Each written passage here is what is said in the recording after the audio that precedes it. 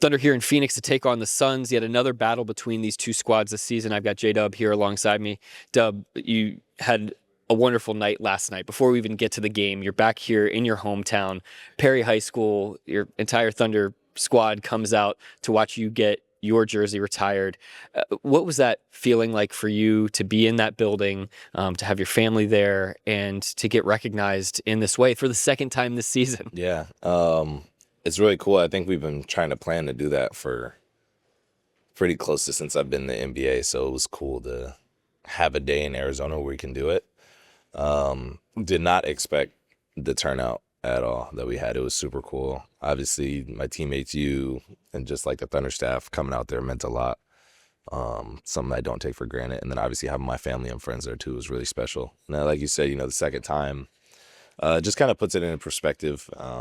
Just the lives I've touched, whether it's on the court, off the court. I got to see a lot of people that probably have never saw me play, but I remember like seeing them throughout high school, and it was really cool to kind of connect with everybody. Like you don't always get the chance to see everybody when you go back home, so it was cool to kind of make my rounds. There's very few people who accomplish what you've accomplished before they're 25 years old in any way. I mean, NBA champion, all-star, all-NBA, having your jersey retired at two different places. Does that ever just like cascade upon you about how much still like runway you have, the length of your career that can still go, and yet all that you've accomplished here already to this point?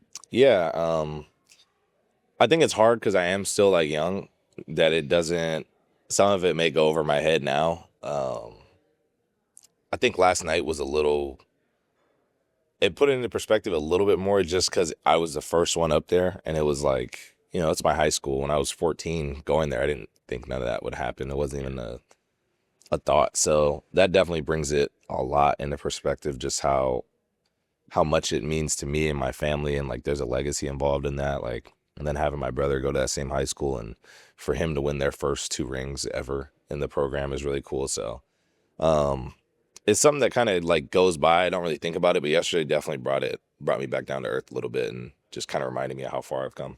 Does last night play at all into the game, the battle that you've got to go out and play here tonight against the Suns? Is there some maybe wind in your sails off of that, or are you kind of getting back to zero and trying to get locked in?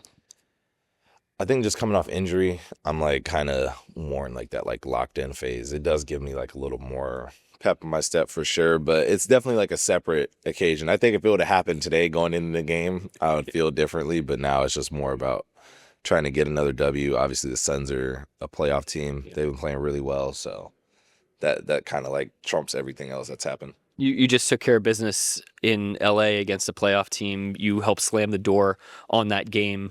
What are some maybe takeaways from your performance, and with the team put together that you need to carry over here again on the road?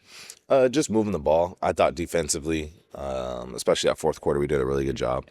If we could sustain that through 48 minutes, we'll be really good. Doing the same stuff we've been doing all year. This is a really physical team too, so we got to match and exceed what they're doing. Yeah, that physicality, they force turnovers the way that you all force turnovers. When you mention move the ball, does it help that you have so many different ways that you can orchestrate offense? I mean, you can play through J-Will and Hart and yourself, and Kaysen can operate on the perimeter too. Like, how does that variety help you take care of the ball? Yeah, I think teams don't really know what to expect.